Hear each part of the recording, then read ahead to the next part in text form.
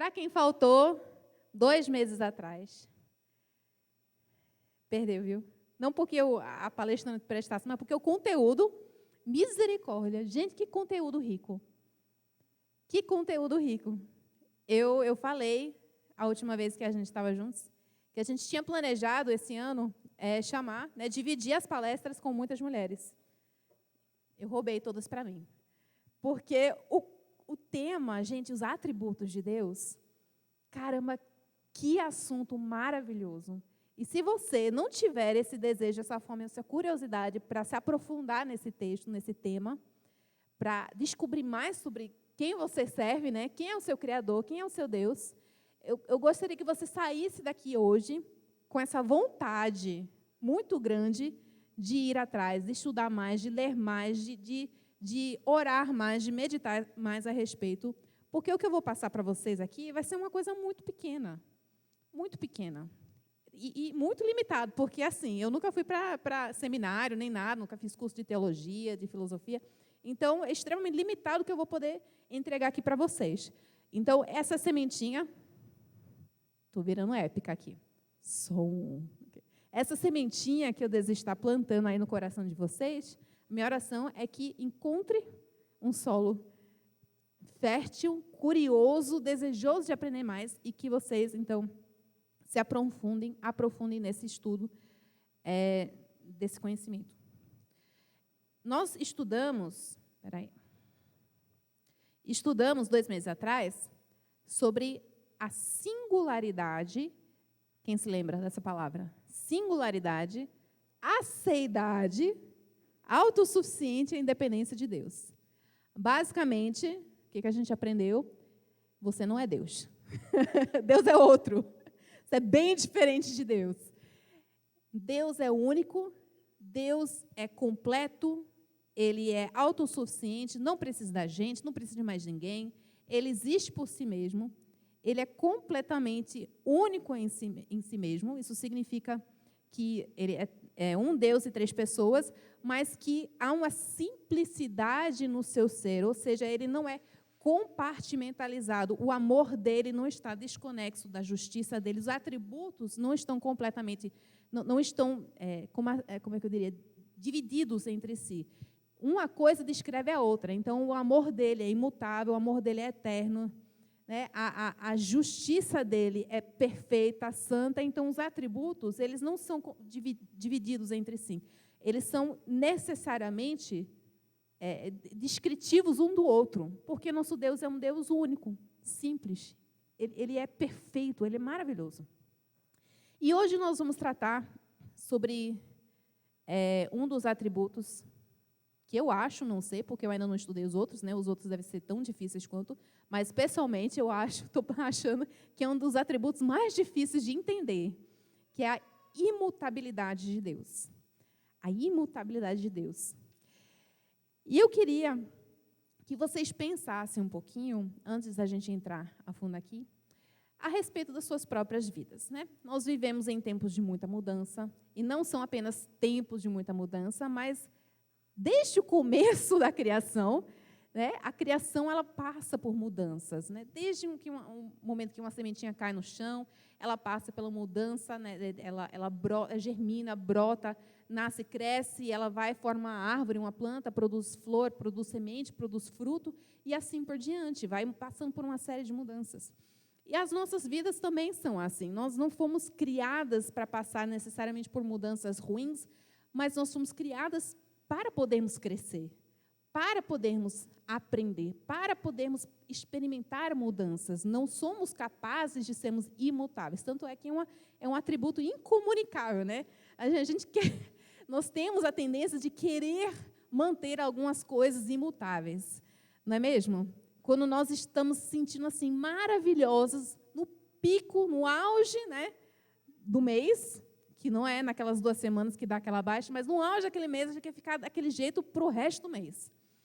Ou nós queremos estar com felizes para sempre, né? Os filmes da Disney querem manter aquele momento fixo, né, do príncipe e a princesa indo em direção ao horizonte e pronto, vamos fixar a felicidade daquele momento, aquela alegria, aquele romance, eternamente para sempre, daquele jeito imutável. e pronto. Né? Nós também queremos ter uma certa imutabilidade nos outros. Não gostamos quando os outros mudam, né? Quando os outros decidem que, de repente, não gostam mais de passar tempo com a gente, ou decidem que vão se mudar de cidade, ou decidem que não querem mais dar continuidade naquele projeto que a gente tinha combinado de fazer. Isso nos dá uma angústia, porque nós esperamos a imutabilidade dos outros para nos dar segurança. Veja só, como nós dependemos de imutabilidade para nos dar certa segurança. Semana passada eu estive lá em São Paulo. Para vocês que não sabem, eu morei uma boa parte da minha vida em São Paulo, uns 20 anos. E, especialmente a Zona Sul, eu conheço tudo por lá. Então, eu estava lá com uma amiga minha que tinha recentemente chegado lá. Ela me recebeu lá no aeroporto, foi me levar lá para um canto que eu conhecia já, e ela estava perdida, estava falando, por aqui, por aqui, por aqui. Por quê? Porque eu estava reconhecendo tudo. Mas chegou um momento que alguns prédios novos tinham aparecido, alguns pontos, alguns marcos que eu conhecia tanto, que eram familiares para mim, tinham sido derrubados e construído uma coisa diferente lá. E eu comecei a me sentir muito perdida. Eu comecei a me sentir muito desconfortável, porque por mais que a gente queira, por mais que a gente deseje, por mais que a gente queira depender da constância externa, ela não está lá para nos garantir nada. Nós estamos vivendo num momento, nesse mundo, de muitas mudanças, né? De governo. Nós temos medo, muitas vezes, do que vai acontecer o ano que vem, o outro. Será que, né, as coisas vão piorar? Será que vão melhorar? Não sabemos. Então, a nossa realidade está envolvida por mudanças. Para o bem e para o pior. Para o melhor e para o pior. Nós estamos envolvidas por isso. E por isso, quando nós falamos da imutabilidade de Deus, é uma coisa tão difícil compreendermos. Porque nós temos quase nenhuma referência boa. A referência que a Bíblia faz sobre a imutabilidade de Deus é o quê? Diz que Deus é a nossa rocha, o nosso refúgio. Mas não sei se vocês já estudaram geografia, mas até rocha passa por mudança, né? Chama-se o processo de erosão. Até as montanhas grandes que nós vemos por aí, que nós esperamos que estejam lá para sempre, não ficam lá para sempre. Com o tempo, vai sofrendo mudança com o desgaste dos ares, das águas, dos acidentes por aí. Tudo vai sofrendo mudança. Então, a imutabilidade de Deus é algo muito difícil para a nossa mente compreender. E por isso que nós vamos encontrar vários questionamentos, especialmente quando se refere às emoções que Deus expressa, né, na palavra, nas Escrituras. Nós vamos querer não faz sentido, está contradizendo, né? É uma coisa que não é compatível com aquilo que a palavra de Deus diz. Mas calma, vamos respirar. E, primeiramente, eu queria ler alguns trechos, alguns versículos aqui com vocês. Deixa eu ver primeiro que horas são. São 5:45. Será que dá tempo? Dá sim. Então, deixa eu fazer uma pergunta para vocês. Quem aqui acordou hoje às 4 horas da manhã? Opa! Tu tem uma Bíblia aí? Não, eu vou te desculpar, então deixa para lá. Quem aqui acordou às 10? Rapaz. Oi? Quem foi dormir às 4? Pronto, tu? Pronto, então abra a Bíblia, por favor, irmã. Que loucura! Malaquias 3, verso 6. E segura aí. Deixa eu ver outra coisa. Quem tem aniversário esse mês? Levanta a mão. Quem tem o aniversário mais próximo a hoje? Tu é que dia? 18? Ontem? Anteontem. 29? Então, ela é mais próxima. Então, a irmã, Tiago 1:17. Tu tem Bíblia? Tem? Pronto. Mais uma. Deixa eu pensar aqui. Quem gosta de sushi? Quem comeu sushi essa semana? Tá difícil, né? Quem comeu picanha, né? Não. Deixa eu pensar aqui.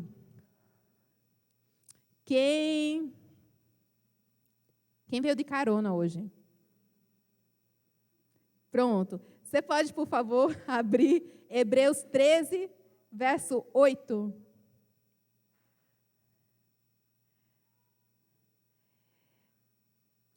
Rebeca, tu que está na minha frente. Salmo 102, 26 a 27.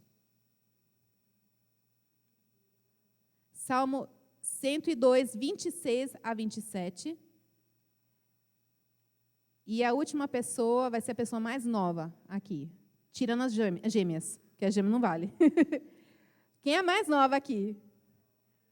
Tu é? Tu consegue ler daí? Pronto. Números 23, 19. Números 23, 19. Prontas? Vamos lá? Malaquias 3, verso 6. Então, tá bom. Ó, tem que ler assim, bem imponentemente, viu? Pode ler, bem alto.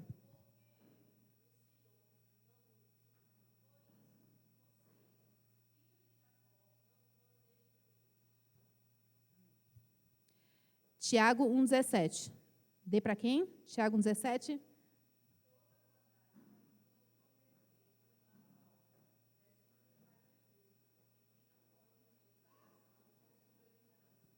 Em que não pode haver mudança nem sombra de variação.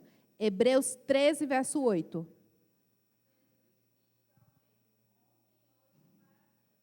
Amém. Salmo 102.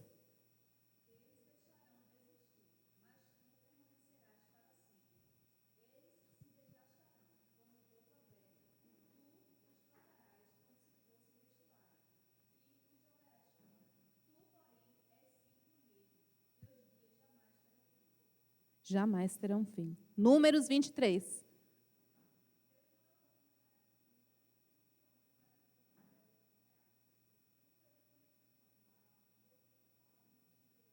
Deus não é homem para que minta, nem filho do homem para que se arrependa. Ótimo. Pronto, encerrou-se, né? A palavra de Deus já é bem óbvia quanto a isso. O Senhor não muda, nele não há mudança, nem sombra de variação. Jesus Cristo é o mesmo ontem, hoje, eternamente. Tu permanecerás, tu nunca terás fim, tu és o mesmo, e não és homem para que minta, nem que se arrependa.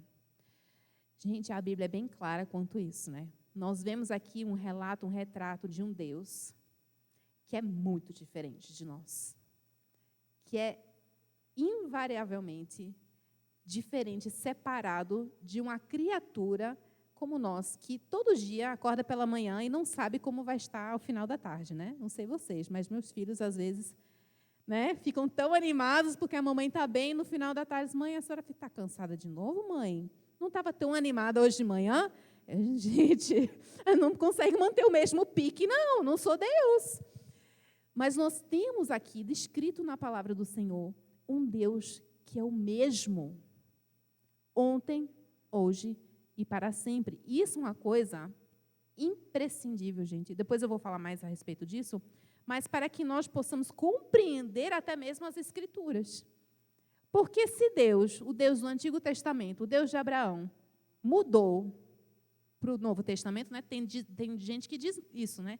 Que o Deus do Antigo Testamento é um Deus de violência, é um Deus de sanguinário, um Deus irado, e de repente aparece um Deus que mudou de ideia lá no Novo Testamento, é um Deus bonzinho, amoroso, paz e amor. Não é assim, minha gente.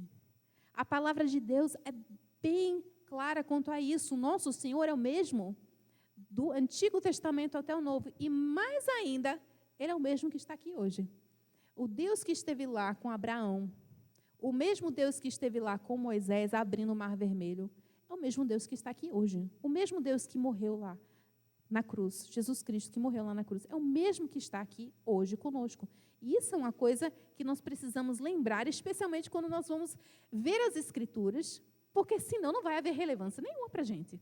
Qual é a garantia? Qual seria a garantia de que o Deus que está sendo revelado na palavra de Deus é o mesmo que está aqui hoje, esperando alguma coisa de mim?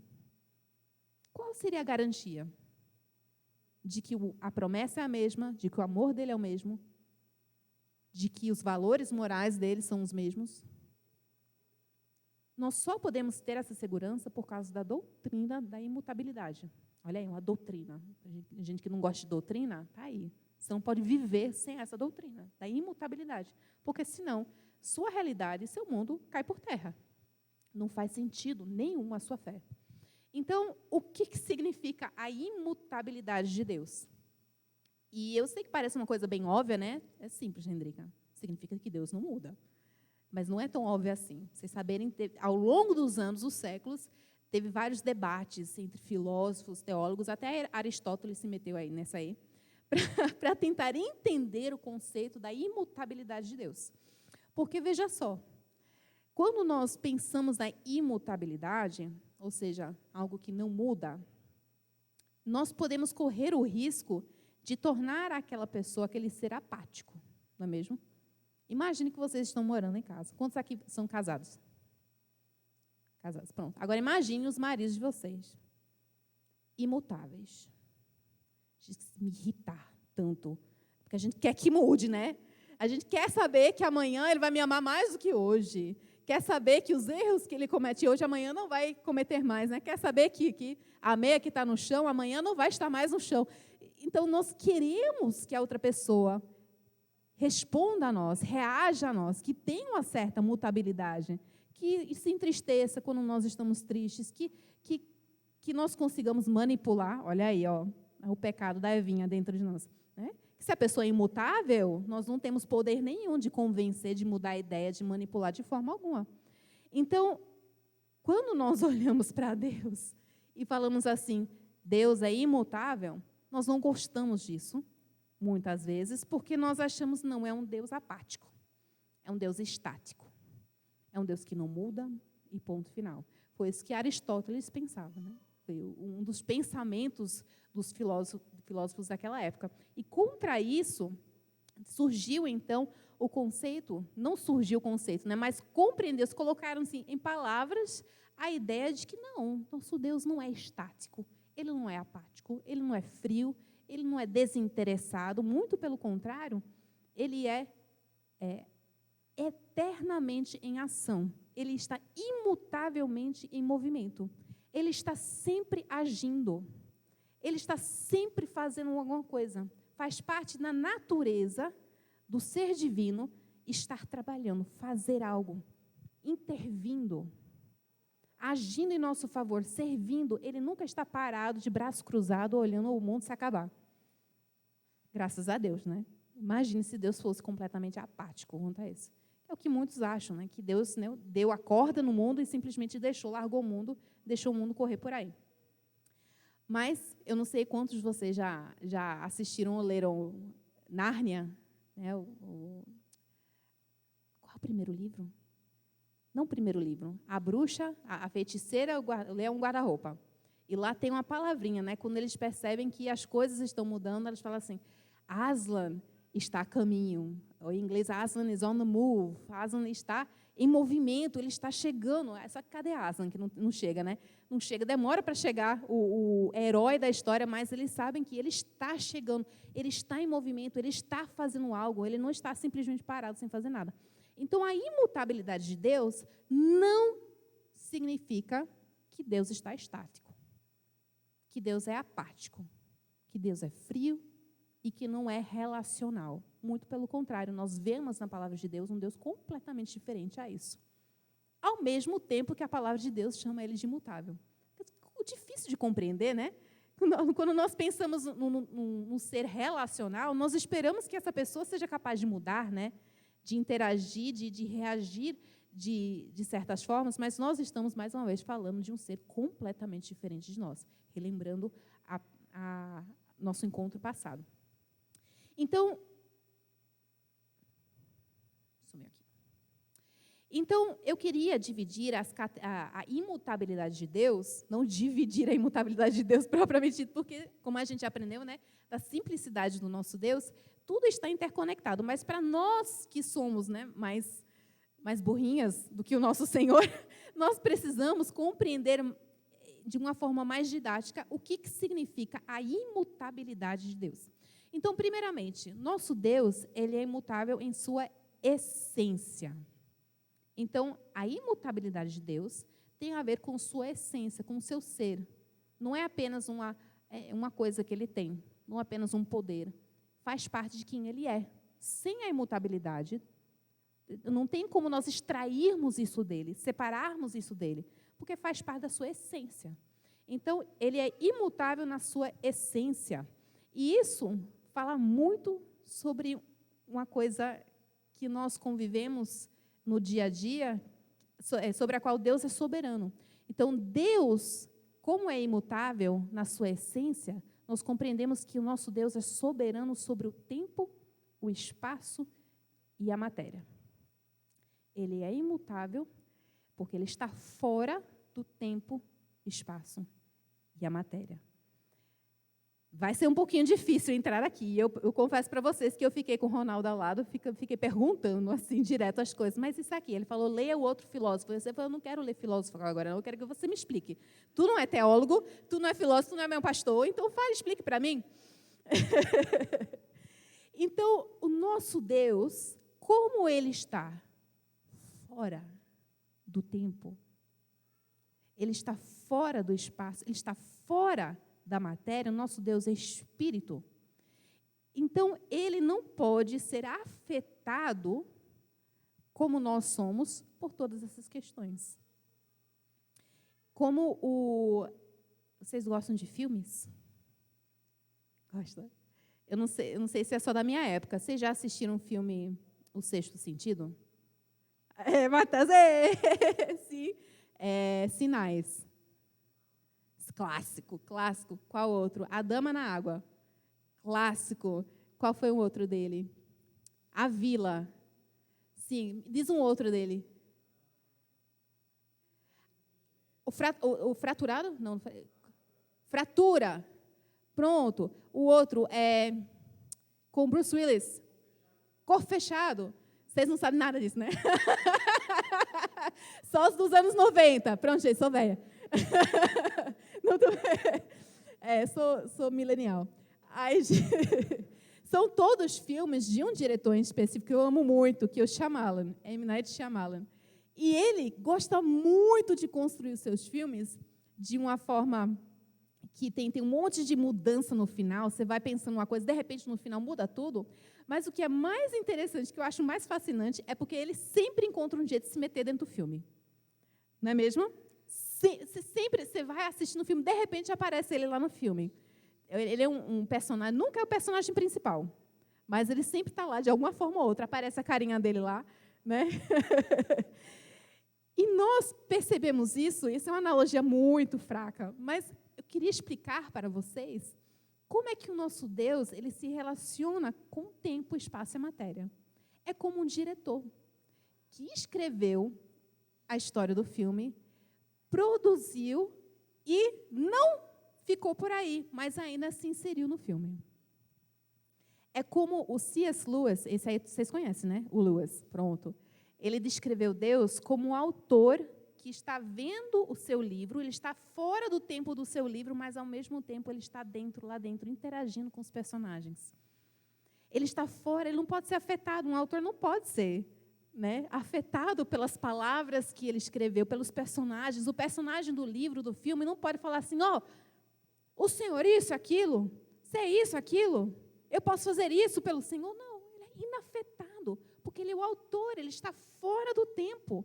O tempo é uma coisa que é externa a ele, é uma criação dele. Então, ele, nesse sentido, é imutável. Ele não pode ser afetado pelas coisas que nós experimentamos no dia a dia. Ao mesmo tempo, nós vemos um Deus que se inseriu dentro do nosso tempo. Olha a graça e misericórdia desse Deus, né? Que maravilha! Que ele, ao mesmo tempo que ele é atemporal, ele se submeteu à temporalidade, encarnando e tomando sobre ele as limitações nossas, a mutabilidade nossa. Isso aí é uma coisinha que é difícil de compreender. Eu estou com medo até de chegar nesse ponto, para falar sobre as duas naturezas de Cristo. Então, esse é um ponto que eu queria fixar com vocês primeiramente. A imutabilidade da essência de Deus. Que ele está fora do tempo. Na sua essência, ele não pode ser afetado por aquilo que acontece, porque ele já sabe o que vai acontecer. Já sabe. Além disso, além de ser inafetado pelas coisas de fora, ele também é perfeito em sua essência. Nada pode ser acrescentado a Deus. Porque se algo pudesse ser acrescentado a Deus, e aí eu não vou entrar na questão da natureza humana de Cristo ainda, porque já é um outro nó, mas nada pode ser acrescentado a Deus, porque se precisasse ser acrescentado a Deus, ele já não era perfeito. Já estava faltando alguma coisa nele, para que tivesse que ser acrescentado alguma coisa. E também nada pode ser perdido dele, porque ele deixaria de ser perfeito. Ele não precisa de nada, ele não vai perder nada. Isso já fala um pouquinho a nosso respeito, né? Nós achamos que nós podemos dar alguma coisa a Deus e ganhar alguma coisa em troca, como se ele precisasse de alguma coisa. Ele é imutável, minha querida. Imutável. Tu é uma personagem de uma história que ele escreveu, você não tem nada para oferecer para ele, não. Não tem nada que ele já não tenha lhe dado, que ele já não tenha escrito, ó, Hendrika vai nascer com isso aqui, ela vai ter isso aqui, eu vou dar isso aqui para ela. Pronto. Ele é imutável em sua perfeição. Então, imutável na sua essência, imutável nos seus atributos. E aqui nós encontramos uma grande confiança, uma tranquilidade para o nosso coração. Porque o amor com o qual ele te ama hoje, você não pode diminuir ele, você não pode aumentar ele. Ele é imutável nos seus atributos, na bondade dele, na misericórdia dele. Não há como vocês mudarem isso. Lamentações 3, 22 a 23 diz o seguinte: por causa das misericórdias do Senhor é que não somos consumidos, porque as suas misericórdias não têm fim, renovam-se a cada manhã. Grande é a tua fidelidade. Nós vemos aqui que se fosse por nós, né? Já veio aqui, né? Se fosse por nós, nós seríamos consumidas.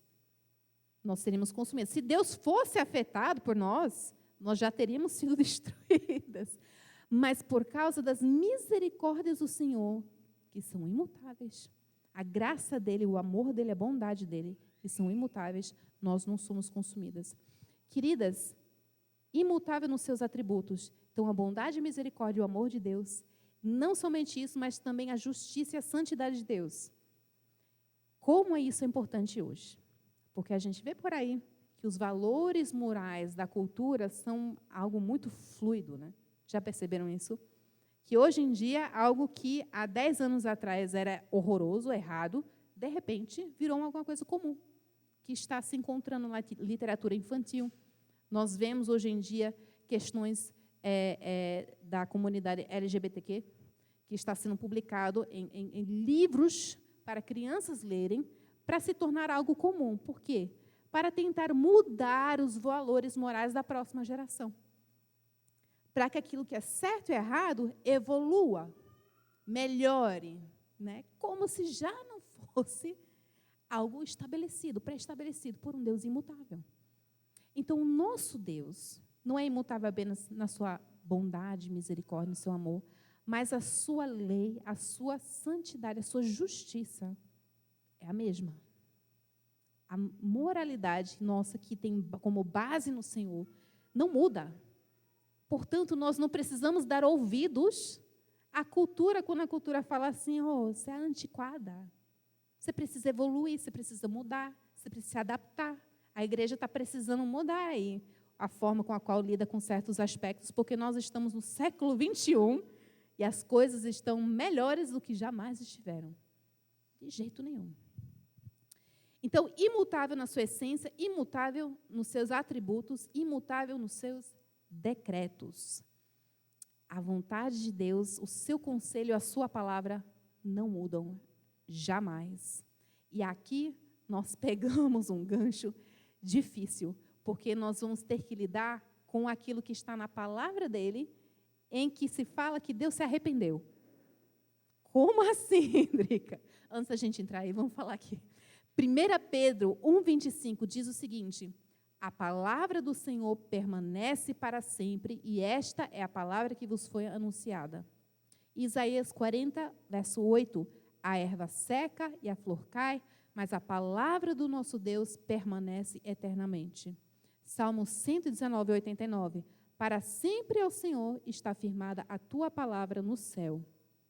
Salmo 100, verso 5, porque o Senhor é bom e eterna a sua misericórdia, e a sua verdade estende-se de geração em geração. Então, a palavra do nosso Deus, os decretos, a vontade de Deus não muda. Ele tem um objetivo, ele tem um plano.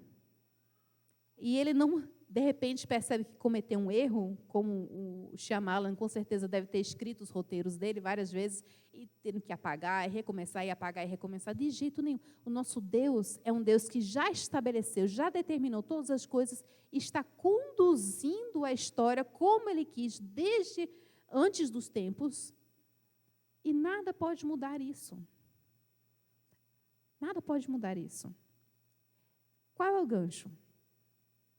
Nós encontramos várias referências na palavra de Deus que fala a respeito de uma mudança perceptível. E é aí que eu quero frisar, porque agora nós vamos entrar em como nós podemos lidar com as aparentes contradições da imutabilidade de Deus. Então, Deus é imutável na sua essência, Deus é imutável nos seus atributos e Deus é imutável na sua palavra, no seu conselho, nos seus decretos. Primeiramente, o arrependimento de Deus. Eu tenho muito medo dessas coisas, porque é polêmica, né? Lá na história de Noé, quem se lembra? Lá em Gênesis, que fala a respeito de como Deus olhou para a humanidade e percebeu que não havia ninguém que estivesse fazendo bem. E ele se arrependeu de ter criado o homem.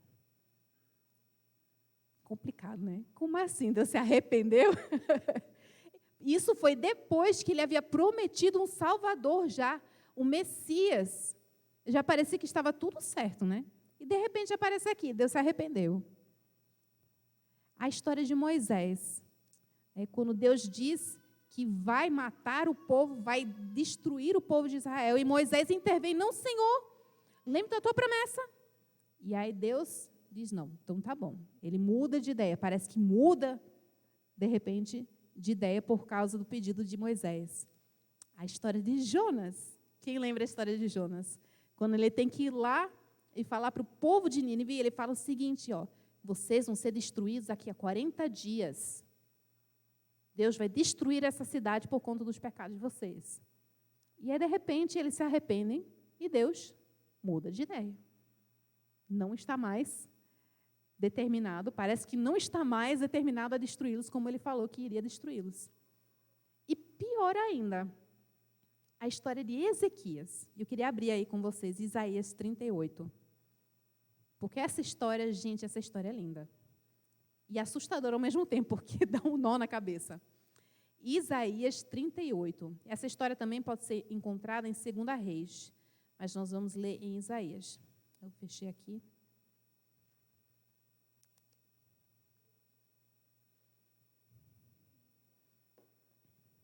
Eu vou ler, tá bom? Vocês acompanhem comigo. Por esse tempo, para quem não está ciente, Ezequias é um rei de Judá. É um dos reis de Judá, da linhagem de Davi. Por esse tempo, o rei Ezequias adoeceu de uma enfermidade mortal. O profeta Isaías, filho de Amós, foi visitá-lo e lhe disse, assim diz o Senhor, põe em ordem a sua casa, porque você morrerá, você não vai escapar. Então Isaías virou o rosto para a parede e orou ao Senhor. Ezequias disse, Senhor, lembra-te de que andei diante de ti com fidelidade, com coração íntegro, e fiz o que era reto aos teus olhos. E Ezequias chorou amargamente. Então a palavra do Senhor veio a Isaías, dizendo, vá e diga a Ezequias, assim diz o Senhor, o Deus de Davi, seu pai, ouvi a sua oração e vi as suas lágrimas. Acrescentarei 15 anos à sua vida, livrarei das mãos do rei da Síria, tanto você quanto essa cidade. Eu defenderei esta cidade. Este é o sinal que você receberá do Senhor, para indicar que ele cumprirá o que prometeu. Eis que farei retroceder 10 graus a sombra lançada pelo sol declinante no relógio de Acais. Assim, o sol retrocedeu os 10 graus que já havia declinado. E aí, em seguida, vai descrever a canção, o cântico de Ezequias, em resposta a isso. Vocês perceberam o que aconteceu aqui, né? Não teve nenhuma condicional. Isaías foi para o rei Ezequias e falou assim, você vai morrer, meu camarada. E ponto final. Você não vai escapar. Não tem escapatória para você. Você vai morrer. E qual a resposta de Ezequias? Oração. Ele não exige, ele até fala, Senhor, as intenções do meu coração, lembra-te de que eu fiz e tudo mais, mas não era uma forma de querer chantagear o Senhor, manipular, que nem as crianças fazem lá em casa, né? Quando eu faço. Essa semana mesmo aconteceu. Terça-feira, para vocês lembrarem que castigo nem sempre é melhor do que disciplina. Na verdade, disciplina com a vara é muito melhor, porque eu já perguntei até aos meus filhos, você prefere castigo ou disciplina com a vara? Mas você disciplina com a vara, que já resolve logo. Quando a senhora vai castigando, nem me lembro do que era que a gente estava falando. Eles mesmos falaram, né? Mamãe, eu prefiro resolver logo de uma vez. Aí, terça-feira, aconteceu alguma coisa com Samantha. Samantha desobedeceu. Espero que ela nunca veja esse vídeo. Mas ela desobedeceu e eu na correria, né, sem conseguir resolver logo a questão. Eu falei, na sexta-feira, tu não vai assistir filme como castigo.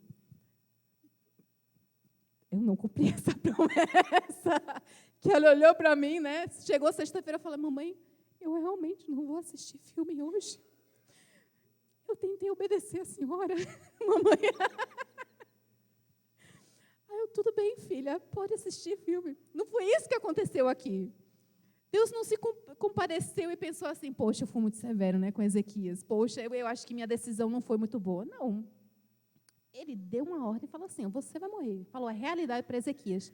E Ezequias, então, revelou as intenções do coração dele. Ele correu para Deus. Ele poderia ter feito um monte de coisa. Poderia ter falado, pronto, esse Deus me abandonou, mas eu vou correr para outros deuses, né, que tem por aí. Vou orar para Deus X, Deus Y, Baal, não sei o que, não sei das contas, oferecer sacrifício para tentar me livrar desse castigo que Deus colocou sobre mim.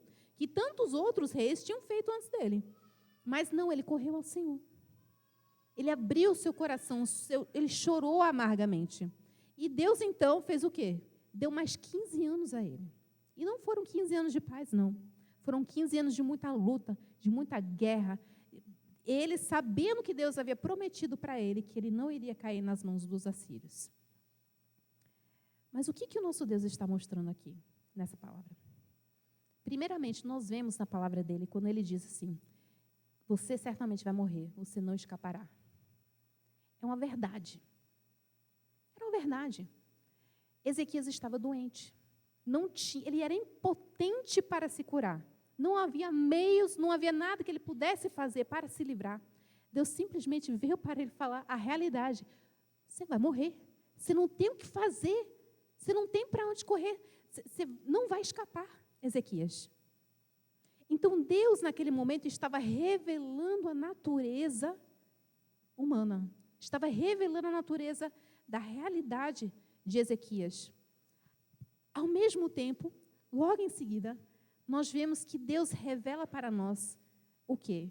Que apesar do homem ser impotente, somente ele pode intervir. É necessário que ele intervenha.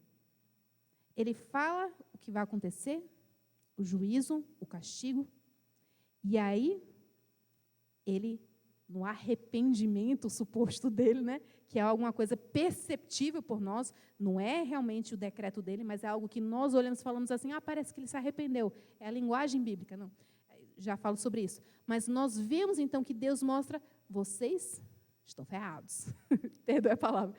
Vocês estão numa dificuldade aí, vocês vão ser castigados. Se forem por vocês mesmos, vocês não têm para onde correr. Mas eu preciso intervir. Como mais Deus poderia mostrar sua misericórdia para conosco? Ao mostrar a consequência do nosso pecado, o juízo, ao mostrar a gravidade da nossa situação, e então falar assim, mas,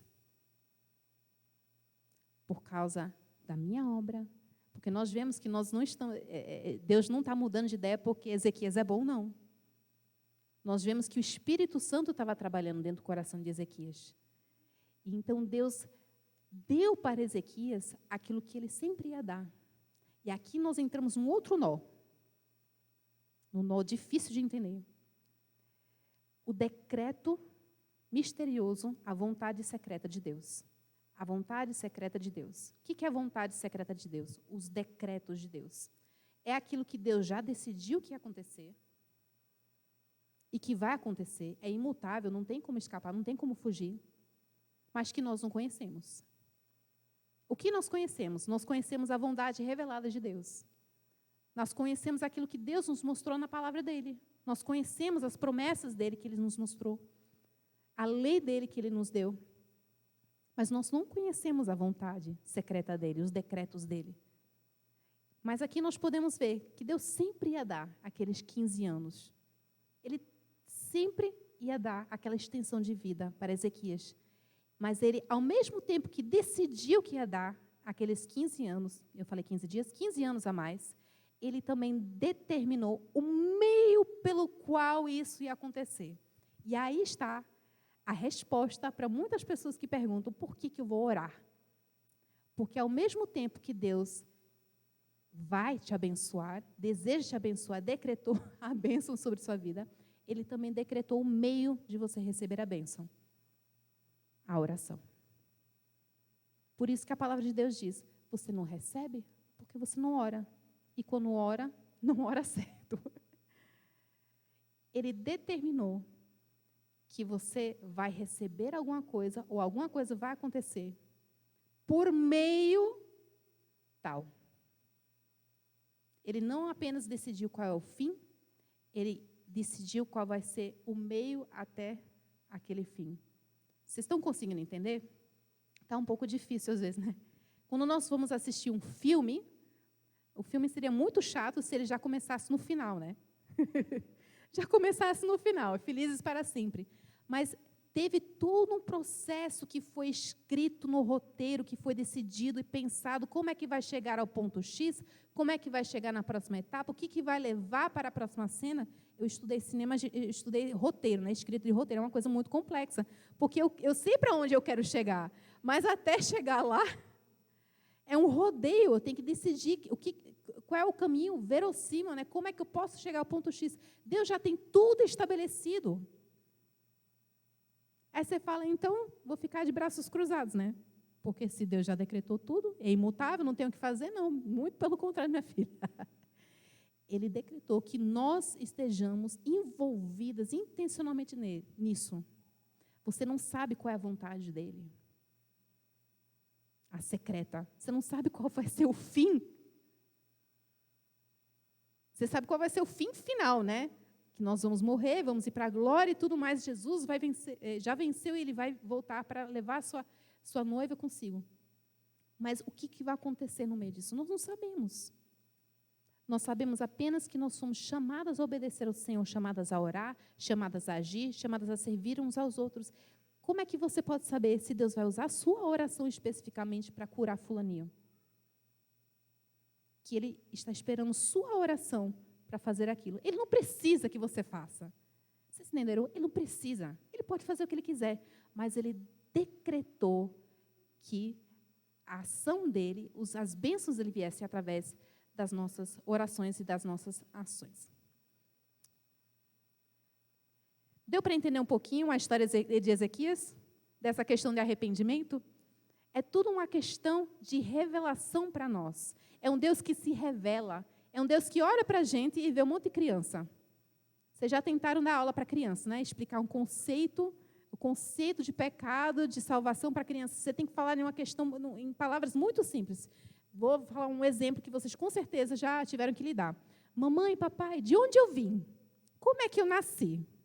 Né? Como é que você vai explicar? Você vai explicar da anatomia do homem, da mulher, explicar os detalhes do ato lá? Não vai explicar isso para uma criança, porque ela não tem capacidade, maturidade para compreender isso. Você vai fazer o quê? Tem uma sementinha do papai, que plantou na barriguinha da mamãe, e aí você nasceu. Aí depois, quando estiverem mais velhos, vão tentar compreender como é que a sementinha do papai encontrou a barriga da mamãe. Será que ele jogou em cima da barriga da mamãe? O que aconteceu nesse meio? Aí vocês vão ter que encontrar um outro jeito para explicar, conforme a maturidade daquela criança. Deus, nas palavras dos teólogos, se acomoda. Ele explica as coisas de uma forma que nós consigamos entender, porque nós somos muito burrinhos, minha gente. Somos muito limitadas. E o pecado nos emburrece. É pior ainda. Nós já somos limitados e o pecado já estraga isso aqui, a nossa capacidade de raciocínio. Então, Deus, na sua eterna misericórdia e bondade, olha só, Ele explica as coisas de um jeito que nós consigamos entender. Por isso que Ele fala que Deus, Ele se arrependeu. Não que Ele se arrependeu de verdade, mas é a forma com a qual nós consigamos entender.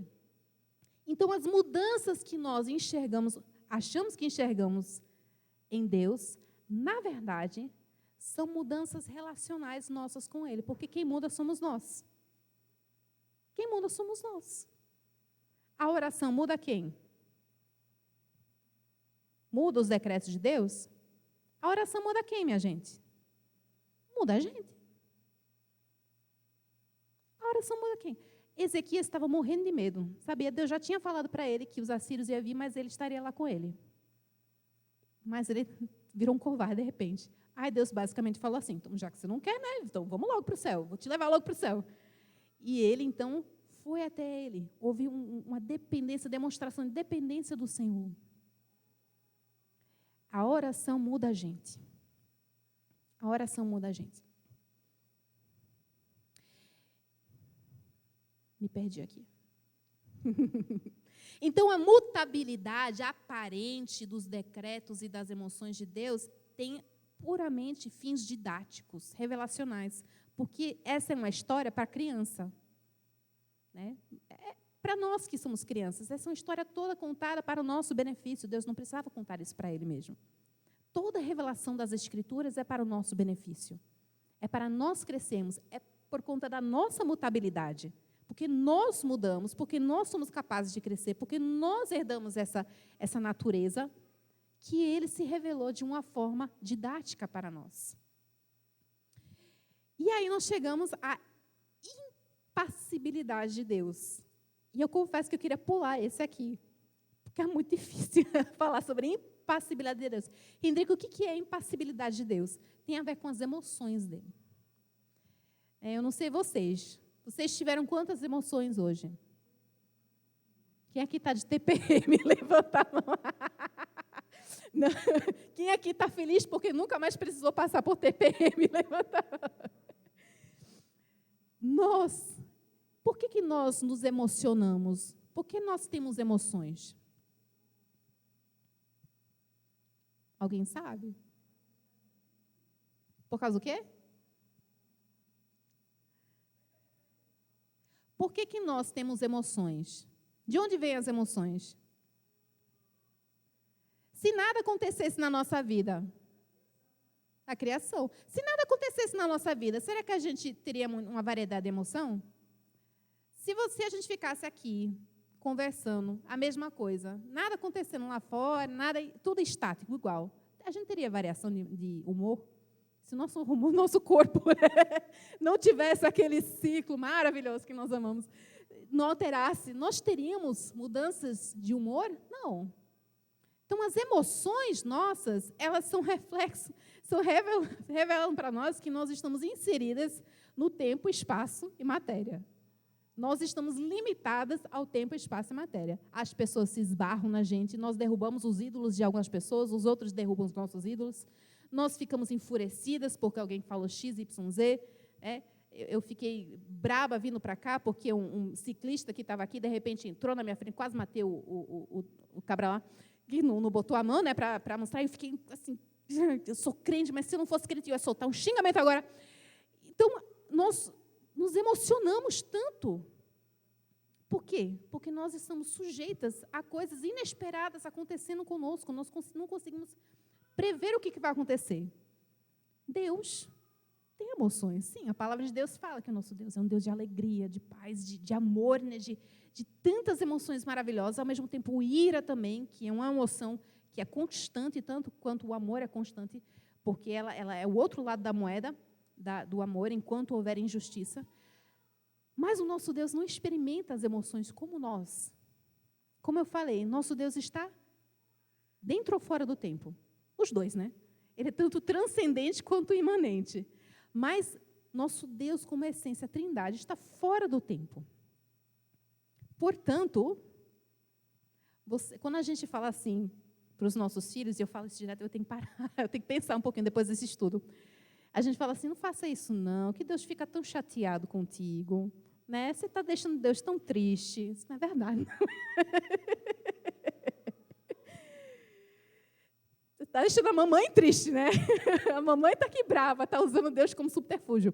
Mas nós precisamos entender que o nosso Deus, a vida emocional dele, é infinitamente superior do que a nossa. Ele não está sujeito às surpresas. Eita, me pegou de surpresa. Eita, eu estou brabo agora. Eita, estou com medo. Eita, estou...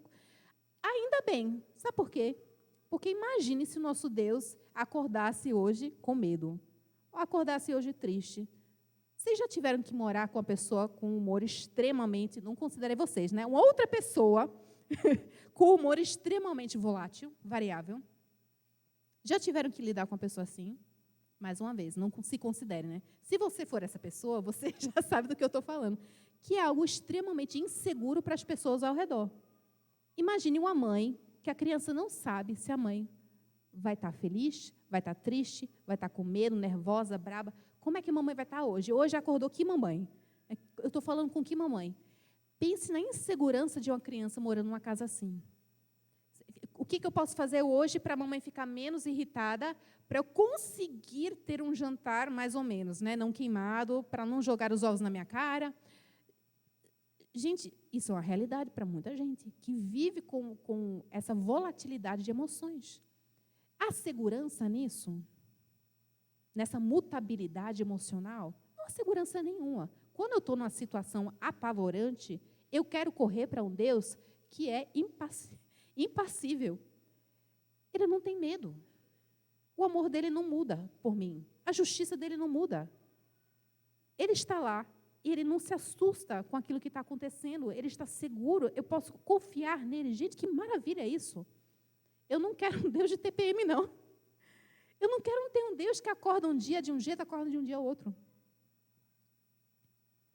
Que confiança e descanso nós podemos ter? Não significa que o nosso Deus é um Deus apático. Lembrem-se que a nossa tentativa de tentar entender algo que é incompreensível para nós. Deus é impassível, ele não se emociona como nós. Então, ele é um Deus que não tem emoções. Não, muito pelo contrário. O amor dele é perfeito, constante, eterno. A ira dele também, para com o pecado. Então, as emoções do nosso Deus são muito além das nossas. Nossas são umas variações tão ruinzinhas, né? Uma hora a gente está feliz, outra hora a gente está triste. Não tem como a gente comparar. Então, o nosso Deus não é apático. Ele está em constante relacionamento conosco. Não tem como aumentar nem diminuir o amor dele por nós. Ele está sempre agindo. Lembra aquilo que Deus está sempre em movimento, sempre em ação. Ele não é um Deus estático. Nós vemos aqui comparando com os deuses da mitologia grega, por exemplo. Vocês já leram sobre os deuses da mitologia grega, né? São deuses completamente loucos, envolvidos, consumidos por paixões humanas, que querem ficar com as mulheres humanas, que são gananciosos, são brabos, são amargurados, vingativos, e que são controlados e dominados por suas emoções. E são deuses que o ser humano não pode fazer nada para tentar aplacar. É uma competição constante, não tem segurança num Deus desse tipo. São os deuses criados pela imaginação humana, na tentativa de criar um Deus à nossa própria imagem. Nós somos criados na imagem de Deus. Deus não é criado na nossa imagem. Então, nosso Deus é um Deus impassível. Isso não é uma coisa ruim, isso é uma coisa maravilhosa.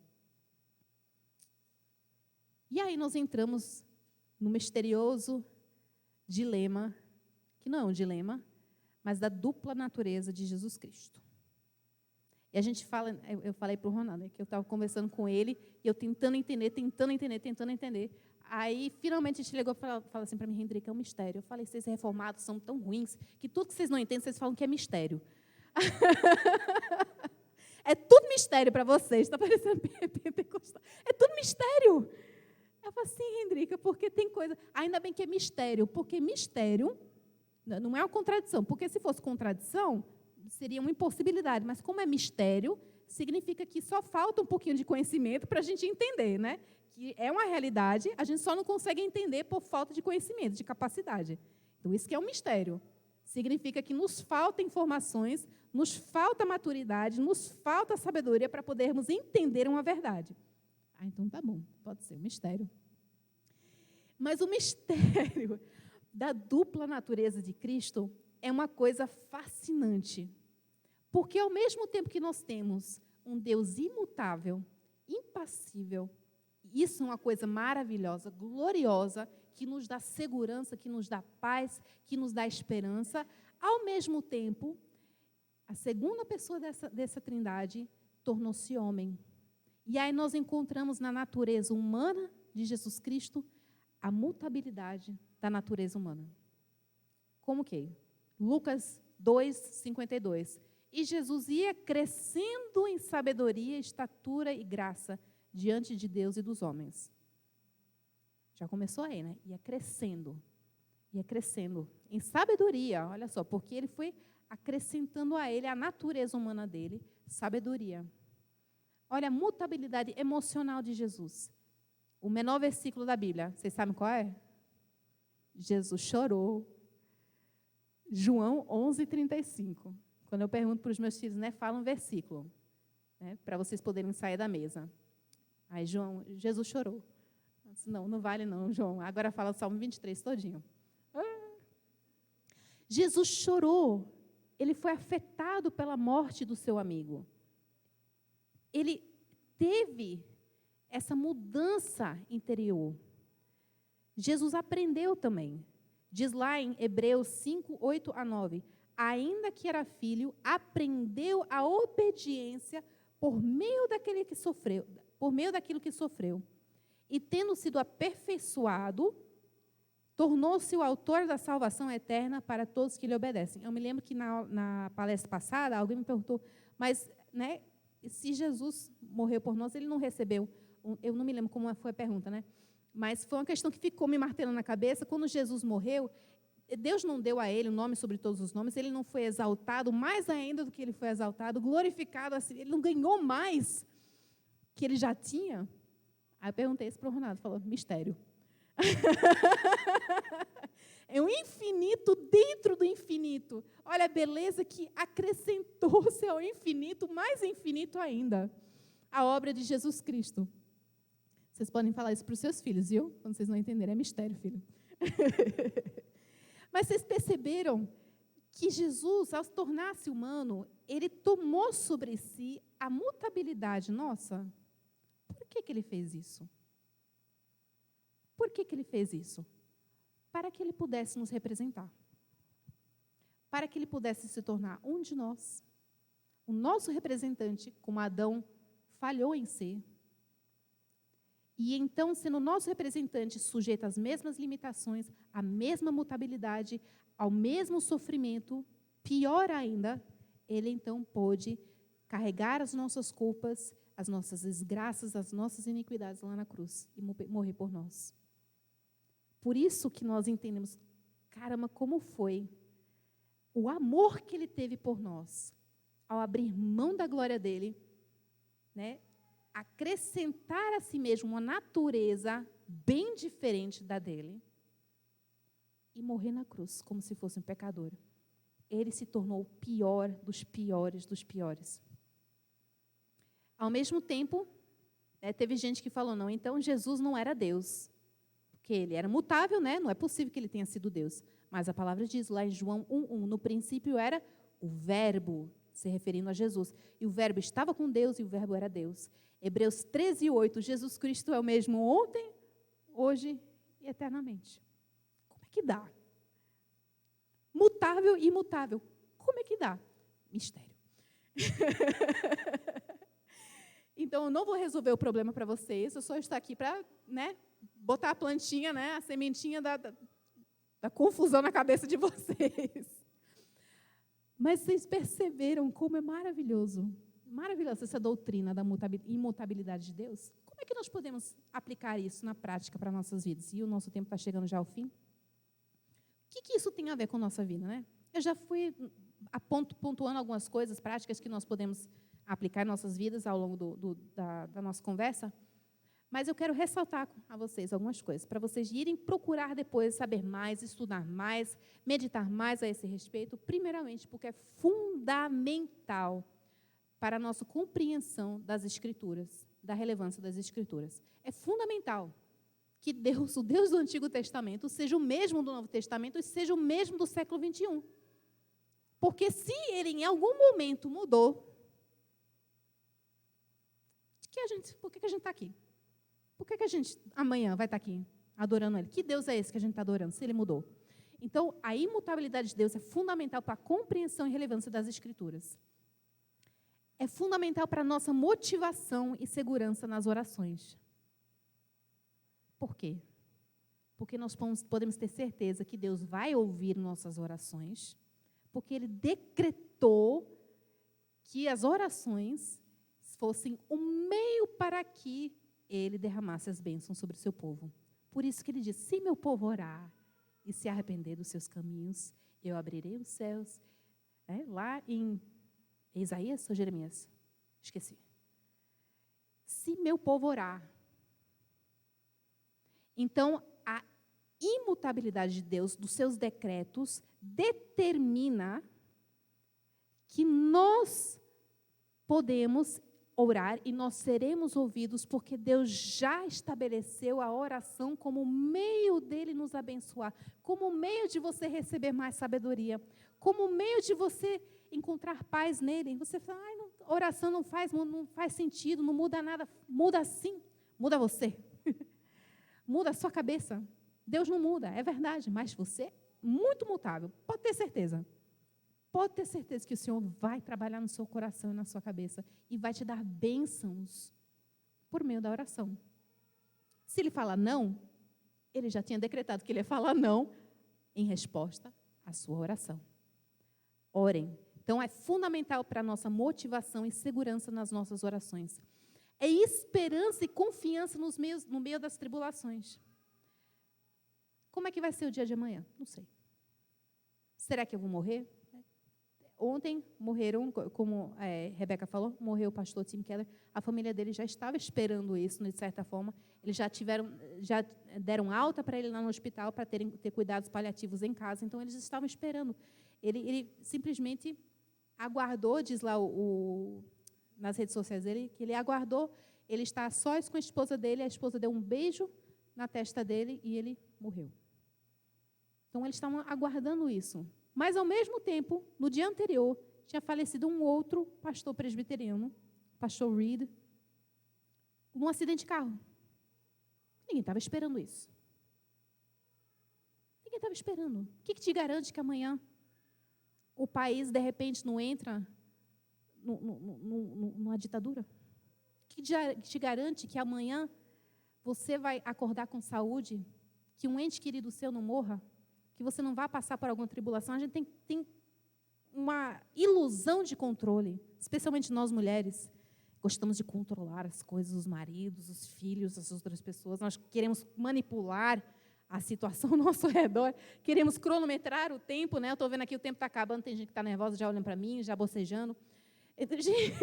Nós queremos controlar, mas você não consegue garantir o ar que você respira. Você não consegue garantir nada. O que te pode dar certeza, dar constância? O que te pode dar segurança? Deus. Porque o nosso Deus é imutável. Amanhã, independente de onde você estiver, independente do que acontecer, independente se você se encontrar na pobreza, na riqueza, no perigo, na doença, independente, Ele será o mesmo. Por isso que a palavra de Deus diz lá em Mateus, não acumuleis para vocês tesouros nessa terra, onde traça corrói, onde o ladrão rouba, mas acumuleis para vocês tesouro no céu, onde não há mutabilidade, onde não tem o que corroer, não tem o que erodir, não tem onde gente pegar, não tem morte, não tem nada de tragédia que possa mudar alguma coisa. Você pode ter certeza nisso. Por quê? Porque o nosso Deus é imutável. É essa esperança que nós encontramos em Paulo. Por isso que Paulo era tão contente. Porque a segurança dele, o tesouro dele, era Jesus Cristo. E só porque era Jesus Cristo? Não, porque ele entendia que Jesus era imutável, eterno, singular, a única coisa que ele precisava. Ele compreendeu quem era o Deus que tinha se dado e entregue por ele. Então, é esperança e confiança no meio das tribulações. É humildade e dependência na graça de Deus. Ele já é perfeito. Você não tem nada que oferecer para ele. Você não pode oferecer seu dízimo para fazer com que ele dê uma coisa em troca, né? Deus, hoje eu vou dar 50%, mas o Senhor me garanta, né, aquilo que eu estava querendo, que tal pessoa mude, que isso acontece. Deus não precisa dos seus 50%. Ele não precisa dos seus 10%. Não precisa de nada. Ele não precisa nem que você ore para ele. Queridas irmãs, todas as ordens que Deus nos dá, as leis que Ele nos dá, o que Ele determina para que nós cultuemos a Ele, que nós oremos a Ele, que nós lemos a palavra de Deus, que nós sirvamos a Ele, amemos o nosso próximo, é exclusivamente em benefício nosso e do nosso irmão. Ele não precisa de nada disso. Ele pode te esmagar feito uma formiga. As ordens que Ele te dá é como uma mãe dando ao seu filho, como o brócolis. Vai fazer diferença alguma para a mãe se o filho comer o brócolis ou não? Ela vai se sentir culpada, mas estamos falando em aspectos melhores do que isso. Mas é para o bem do filho. Não toque na tomada. É para o bem do filho. Não corra. Né? Não corra através da rua, tem que olhar as duas vezes. É para o bem do filho. Você não pode agradar a Deus, a comprar a Deus, a obedecer aos seus preceitos e aos seus decretos. É para o seu benefício. Para a louvor e honra do nosso Deus. Finalmente, irmãs, consolo, a imutabilidade de Deus, a doutrina disso nos garante consolo e perdão no arrependimento. Porque o que pode te garantir, se nosso Deus fosse imutável, que você, pecando hoje, Deus decidisse não te perdoar? Deus decidisse, não, hoje foi demais. Eu te perdoei uma vez, te perdoei duas, mas hoje foi a gota d'água. Hoje foi demais. O que te garante que hoje Deus vai te perdoar? A imutabilidade dele. Deus não é homem para mentir, nem filho de homem para se arrepender. E diz lá que se confessarmos os nossos pecados, Ele é fiel, Ele é imutável e justo para nos perdoar os pecados e nos purificar de toda injustiça. Queridas, a doutrina da imutabilidade é essencial para as nossas vidas. Eu sei que vocês estão cansadas, tem gente que está bocejando, eu entendo. Está um tempinho tão agradável, né? Mudou, olha a mudança maravilhosa. Está chovendo lá fora. Gente, estava sol ontem, hoje está chovendo. Mas eu queria que vocês saíssem daqui. Independente do que acontecer, se vocês se esbarrarem com alguma mudança na vida de vocês, mudança de humor, mudança nos planos, né? Vocês que não gostam que os planos mudem, de repente ficam iradas, quando alguém muda um plano que você não queria que mudasse, alguma coisa sai da rotina. Eu quero que vocês se lembrem, naquele momento, que o seu Deus é imutável. Que é Ele que é imutável, não você. Você tem muito que aprender ainda, muito que crescer, muito que se adaptar. Mas você pode fazer isso apenas porque você está na rocha, como diz lá em Mateus 7, né? Caiu a chuva, transbordaram os rios, sopraram os ventos e bateram com força contra aquela casa. Mas ela não desabou, porque tinha sido construído sobre a rocha. Vamos orar? Senhor Deus, nós estamos aqui, diante da Tua presença, Senhor. O Senhor que é imutável, o Senhor que é perfeito, único, singular, não precisa de nós, Senhor. Então, como somos privilegiados, porque o Senhor decidiu derramar sua graça e misericórdia sobre nós. Nos encontramos aqui porque o Senhor teve essa misericórdia, nos deu vida, nos deu a oportunidade para aprendermos mais sobre o Senhor. O Senhor não precisava ter se revelado a nós, mas o Senhor decidiu falar conosco em palavras de criança, para que nós pudéssemos compreender um pouco da Tua natureza, dos Teus atributos. Louvado seja o Senhor, porque o Senhor quer que nós conhecemos mais ao Senhor, o Senhor quer que nós estudemos mais ao Teu respeito, o Senhor quer que nós nos aproximemos do Senhor.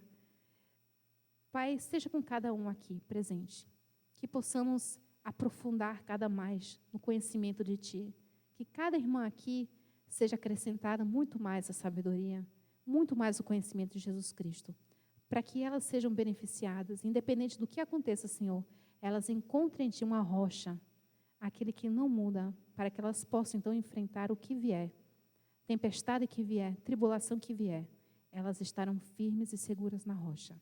Pedimos isso em nome do Senhor Jesus Cristo. Amém.